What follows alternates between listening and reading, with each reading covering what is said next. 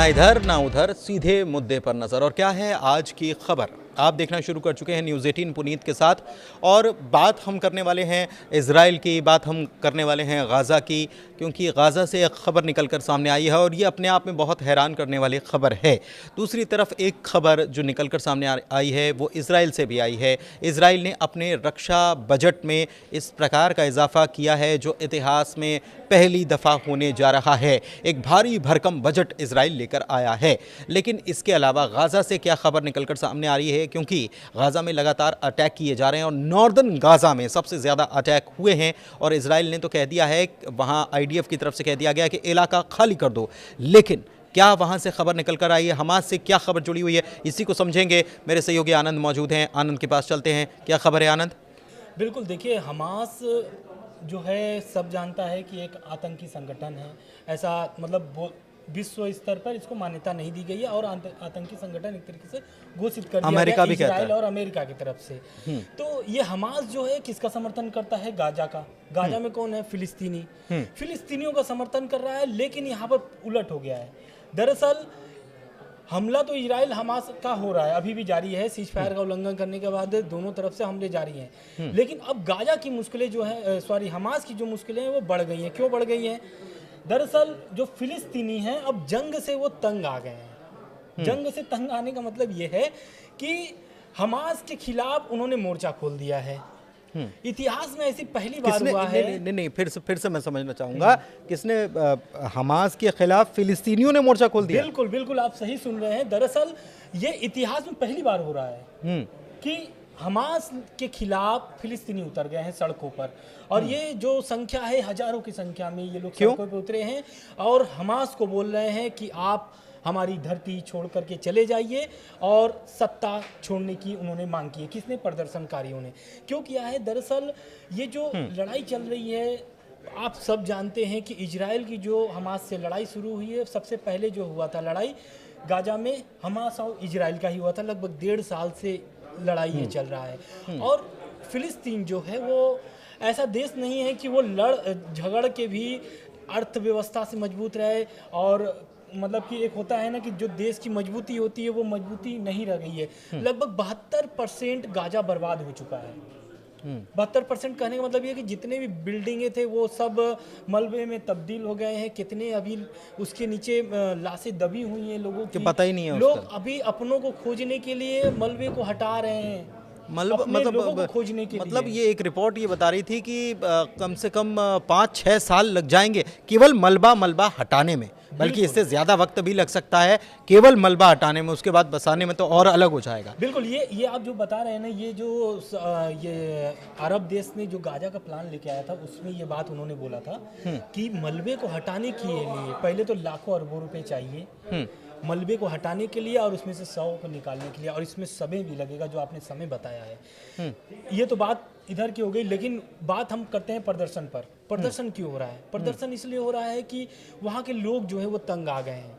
करीब 20 लाख लोग, वो लोग पहले तो पलायन कर चुके हैं और जो वापस आए थे सीज फायर के बाद, अब वो लोग भी धीरे धीरे वापस जा रहे हैं। तो अब वो लोग सोच रहे हैं कि हम कहाँ भटकेंगे, किस किस देश में जाकर के शरण लेंगे, हम अपनी धरती को छोड़ करके क्यों जाएं? खाना बदोशों से कहना है, खाना बदोशों से जिंदगी हो गई है फिलिस्तीनी। अब जो फिलिस्तीन जो है, फिलिस्तीनी के जो लोग हैं, वो लोग जिसको टारगेट किए हैं, जिसने लड़ाई शुरू किया था हमास के खिलाफ, मोर्चा खोल दिया है और सड़कों पर मांग कर रहे हैं कि हमास के वजह से पूरी फिलिस्तीन बर्बाद हो चुकी है। उसमें मारे जाने वाले सबसे ज़्यादा बच्चे हैं और महिलाएं हैं। और इसमें उन्होंने जो प्रदर्शनकारी हैं वो बच्चों पर ज़्यादा करके एक तरीके से उसको बोल सकते हैं कि समर्थन किया है, या फिर उस पर ज़्यादा फोकस किया है। क्यों? क्योंकि उनको पता है कि जो बच्चे हैं वही आने वाले भविष्य होंगे। लेकिन जब हम उनको इसी हमले में या इसी जंग में मार देंगे या फिर उनको खत्म कर देंगे, तो वो जंग और वो भविष्य फिलिस्तीनी का क्या होगा? कुल मिलाकर के ये जो प्रदर्शन हो रहा है, कुल इसके लिए ही हो रहा है। बिल्कुल, प्रदर्शन हो रहा है इसलिए हो रहा है। और हमास के खिलाफ खड़े हो गए हैं फिलिस्तीन के लोग। अपने आप में बहुत हैरान कर देने वाली खबर है। ये भी खबर है कि कुछ हमास के लड़ाके वहाँ पर पहुँचे और वहाँ पर भगदड़ मच गई, सबको भगा दिया गया। बिल्कुल आप सही कह रहे हैं। और ये जब पहले प्रदर्शन शुरू कहाँ से हुआ?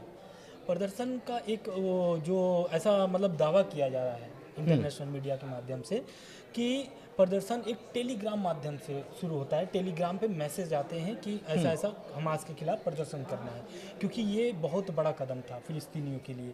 क्यों? क्योंकि हमास बोलता है कि हम फिलिस्तीनियों के लिए लड़ रहे हैं, और जब आदमी जिसके लिए लड़ रहा है और वही विरोध में हो जाए तो ये बहुत बड़ा कदम होता है उठाने के लिए। लेकिन कहीं ना कहीं फिलिस्तीनी अपने सुरक्षा के लिए, अपने भविष्य के लिए ये फैसला किए हैं, उनका फिलिस्तीनियों का ये बात कहना है। दूसरी बात, जब ये फिलिस्तीनी प्रदर्शन करते हैं सड़कों पर, हजारों की संख्या में रहते हैं, तो उस समय हमास के लड़ाके आते हैं और उनको हटाने को तितर बितर करने की प्रयास करते हैं, जिसमें आपस में मारपीट भी होती है। ऐसा वीडियो भी जारी मतलब ऐसा हो रहा है कि विजुअल भी, उनकी वीडियो भी ट्रेंड कर रहे हैं एक तरीके से इसको लेकर के कि अब क्या हो रहा है कि आपस में ही फिलिस्तीनी और हमास के लड़ाके लड़ रहे हैं। ऐसी ऐसी खबरें आ रही हैं। हमास का कितना मतलब कितना प्रभुत्व है फिलिस्तीन में, क्योंकि सरकार तो उनकी वहाँ पर चलती है फिलिस्तीनियों की। बिल्कुल, देखिए चलती तो आपका लेबनान में भी हिजबुल्लाह की है, और हुती विद्रोहियों के भी चलता है यमन में। यमन में 30% है, लगभग उसी टाइप से हमास का भी यहाँ पर कब्जा है। हमास का जो अब जैसे देखिए फिलिस्तीन जो है उसका पहले आप समझिए कि 2 राजधानी बना करके इन लोगों ने रख दिया है। वेस्ट बैंक से ही ये लोग करते हैं। हमास जो अपना एक तरीके से शासन चलाता है, उसका जो शासन होता है, उसका जो शासन होता है वो गाजा से होता है, और ये जो फिलिस्तीन का है वेस्ट बैंक से होता है। हाँ, मैंने उल्टा बोल दिया था। लेकिन ये जो गाजा पे हमला करने का यही इजराइल का एक बोल सकते हैं फैसला था, क्योंकि वहाँ पर पूरी हमास की जो है वो पकड़ है। एक तरीके से वो अपनी सत्ता चलाते हैं, इसीलिए तो फिलिस्तीन मांग भी कर रहे हैं कि आप सत्ता छोड़कर चले जाइए, ऐसा दावा है। एक चीज़ मैं आपसे एक चीज़ और, क्योंकि बीते दिनों हम जब चर्चा कर रहे थे आनंद, तो आपने मुझे ये भी बताया था कि इजराइल में भी हालात ठीक नहीं है, वहाँ पर भी नेतन्याहू जो हैं उनको सत्ता से हटाने को लेकर खेल चल रहा है। बिल्कुल, देखिए नेतन्याहू तो पहले समझना पड़ेगा कि वो सत्ता में आए कैसे हैं। मैं ब्रीफ में थोड़ा छोटे में बता करके निकल जाऊंगा। पहले तो नेतन्याहू एक जैसे आम आदमी व्यक्ति रहता है, वैसे इजराइल में वो भी एक नागरिक थे, लेकिन वो सत्ता में आने का कारण था उनके बड़े भाई का। उनके बड़े भाई का नाम अभी मुझे याद नहीं आ रहा है, लेकिन शायद नेतन्याहू करके ही था। तो वो रहते हैं, दरअसल एक प्लेन हाईजैक होता है इजराइल का।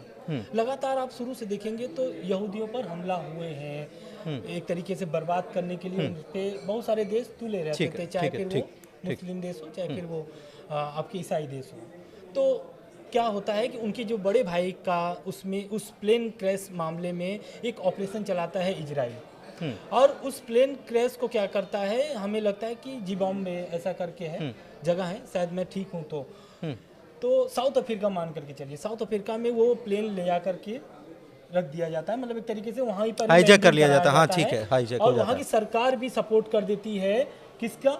इन लोगों का, हाईजैकर्स का। तो अब इसमें क्या करता है, जो इजराइल की जो सरकार थी उसने बोला कि अगर मैं यहाँ पे झुक गया ना तो फिर मुझे बार बार झुकना पड़ेगा। तो अब इजराइल का तो देखिए शुरू से रहना है कि अगर कुछ भी होता है तो वो तुरंत पलटवार करता है, ठीक है, और उस तरीके से उनका अपना। लेकिन नेतन्याहू कैसे पीएम बने? बिल्कुल, बात इसी पर करेंगे। होता क्या है कि इस जो ऑपरेशन चलता है, इस ऑपरेशन में क्या होता है कि इजराइल सफल होता है, और इस ऑपरेशन का कमांडर कौन होता है? नेतन्याहू, बड़े भाई नेतन्याहू बड़े भाई।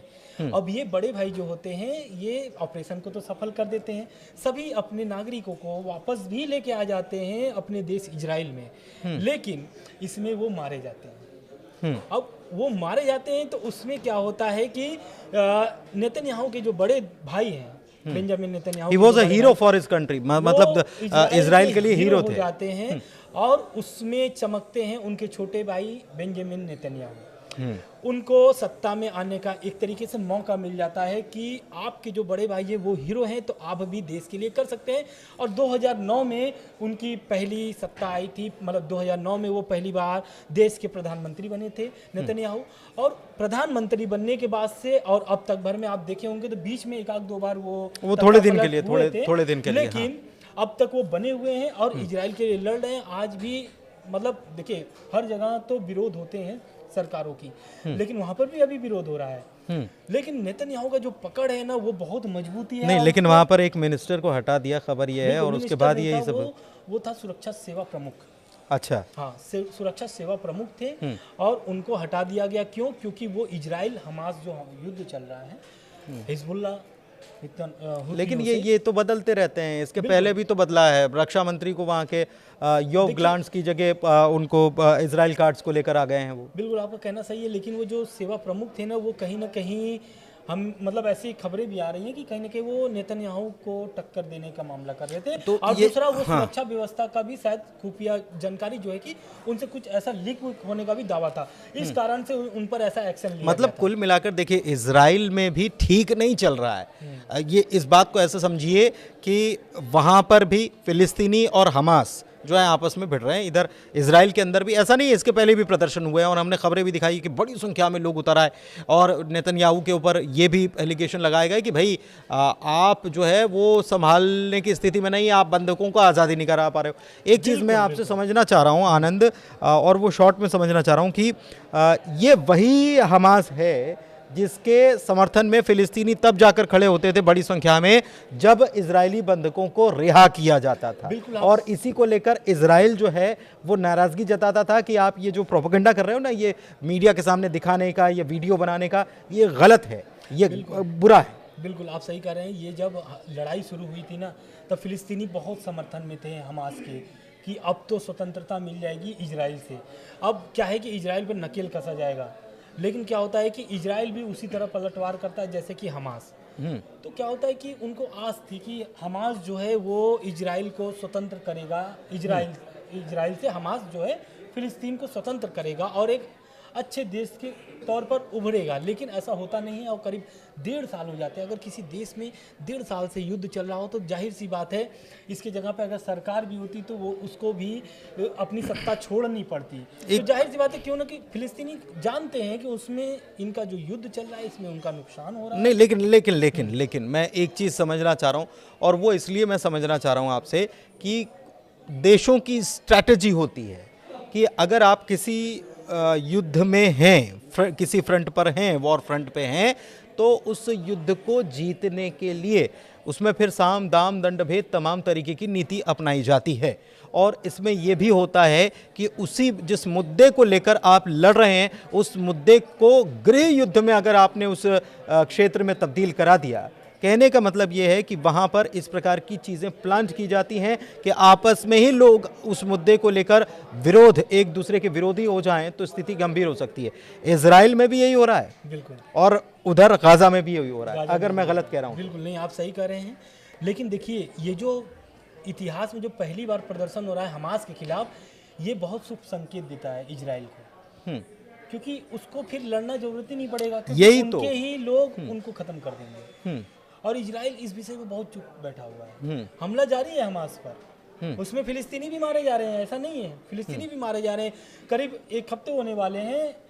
अगर हमले रुक जाएंगे तो शायद वहां पर ये प्रेशर भी बनना बंद हो जाए। इजराइल ये समझ रहा होगा, क्योंकि अगर हमले रोक दिए वहां पर, अगर हमले रुक जाएंगे तो एक दूसरी परिस्थितियां बन जाएंगी। अभी तो ये हो रहा है कि हमास के लड़ाके मर रहे हैं, आम लोग मर रहे हैं, आम लोगों का दर्द झलक रहा है, और छलक रहा है तो छलकने से विरोध भी पैदा हो रहा है। आप सही कर रहे हैं। ये जो प्रदर्शन है ना, हमें लगता है कि पिछली बार जो हमला हुआ है, ये बीते 1-2 दिनों पे, ये जो इजराइल का जो गाजा में जो सबसे बड़ा हॉस्पिटल था, उस पे इजराइल का मिसाइल गिर गया।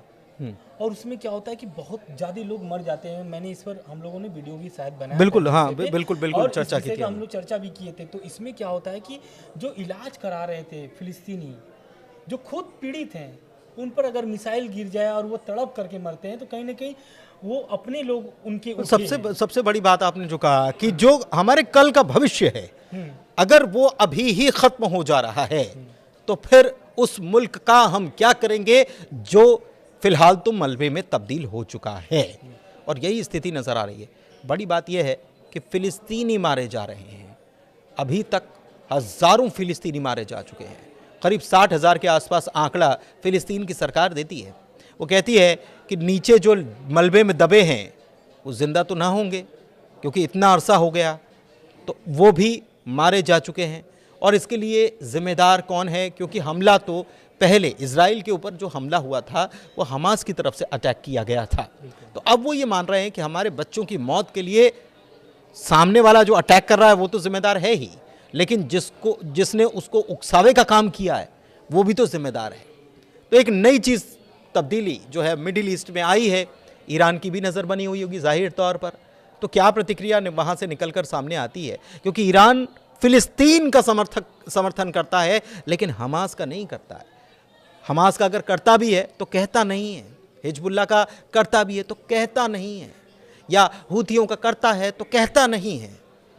लेकिन अभी तो बात फ़िलिस्तीनियों की हो रही है और फ़िलिस्तीन के कल की हो रही है, जिसको बचाने की बात तो हर कोई कहता है, चाहे वो हमास हो या फिर हिजबुल्लाह हो, ईरान हो, और फ़िलिस्तीनी तो यही चाहते हैं। फ़िलहाल इस चर्चा में इतना ही। वीडियो कैसा लगा ज़रूर बताइए कमेंट के ज़रिए। हमारे चैनल को लाइक कीजिए, सब्सक्राइब कीजिए, शेयर कीजिए इस वीडियो को अपने सहयोगियों के साथ, दोस्तों के साथ। चर्चा में इतना ही। धन्यवाद।